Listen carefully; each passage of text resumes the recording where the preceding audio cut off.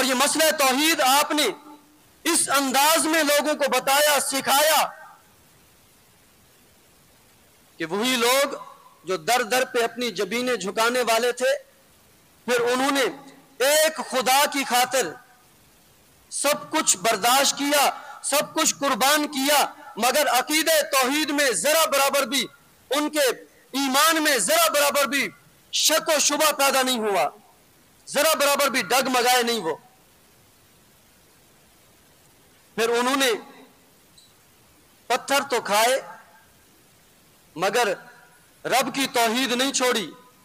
پھر انہوں نے تانے تو سہے مگر رب کی توحید نہیں چھوڑی، پھر انہوں نے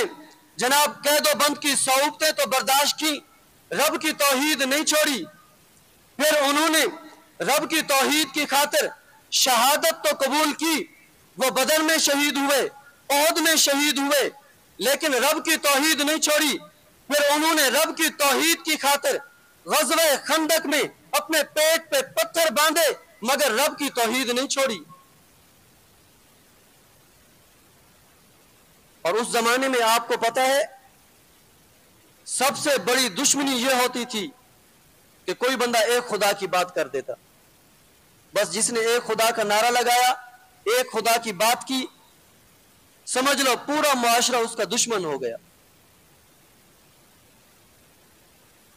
اس سے بڑی دشمنی اور کیا ہوگی؟ حضور کا کلمہ پڑھنے کی پاداش میں رب کی توحید کا اعلان کرنے کے جرم میں حضرت زنیرہ کی آنکھیں نکال دی گئیں،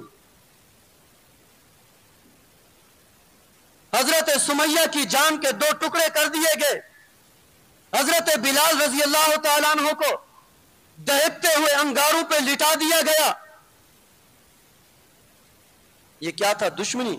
اتنی بڑی دشمنی سمجھتے تھے کہ ہمارے خداؤں کو انہوں نے انکار کر دیا، سمجھتے تھے سب سے بڑی دشمنی یہی ہے۔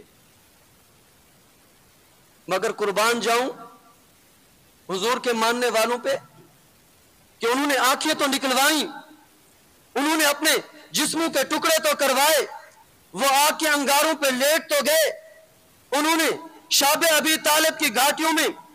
3 سال قید برداشت تو کی، انہوں نے جناب اپنے جسموں کے ٹکڑے تو کرائے، شہادت تو قبول کی، اپنے بچے یتیم کرائے، اپنی عورتیں بیوہ کرائیں اور اپنے وطن قربان کیے، مگر رب کی توحید نہیں چھوڑی زندگی بھر۔